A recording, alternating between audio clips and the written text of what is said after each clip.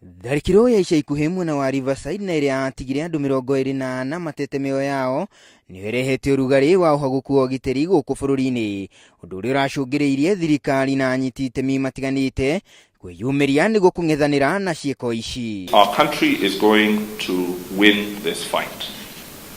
This to me is very, very clear. We're going to win it because we have a lot more to fight for than they do. We have a great country to fight for. We have our children to fight for. We have our future to fight for.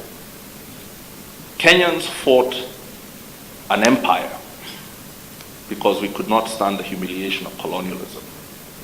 So some guys in the bush are not going to subjugate Kenya. Kũringana na mũrũgamĩrĩri wa ngwatanĩro ya ene kambuni gũkũ bũrũri-inĩ nĩwe Barũthi Martin Kĩmani nĩ atĩ nĩ manyitanĩire na mĩkawa na nĩguo kũmenya andũ arĩa maracera mĩkawa-inĩ ngũrani na nĩguo gwĩthema na tharĩkĩro ta ĩrĩa yahanĩkire mwena wa Riverside. We want everyone who operates a hotel, who rents out rooms, who has a transport company, who rents out cars, to know who their customer is. That phrase, know your customer, is what will save Kenya from terrorists. So if someone comes to you and they want to rent a room from your house or from your small hotel, or somebody comes to you and wants to rent your car or wants to modify their car, you need to reach your phone. If you feel that this is a suspicious person, you don't understand what this person is trying to do, these things somebody usually can tell that there's something about this person that is making me uncomfortable.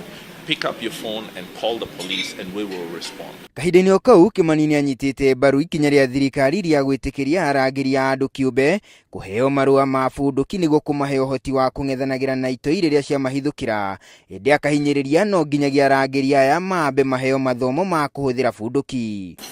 Private sector, if private citizens can hold weapons when they are well vetted, they've taken a psychological test, their background has been looked at, their conduct has been looked at, then I'm sure the same can apply for private security guards, especially if they undergo an even higher level of vetting.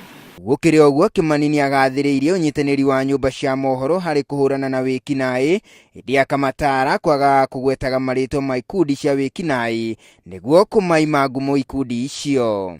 For those who are media representatives here, we're very glad that many of the owners of media have been very generous and have offered us some free airtime to start doing public service messaging.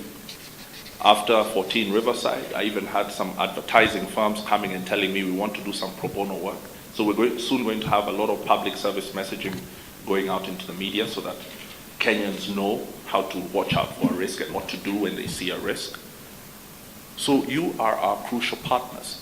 Ngiribotera mohoro ma Njata TV rĩtwa rĩakwa nĩ Mike Kamau.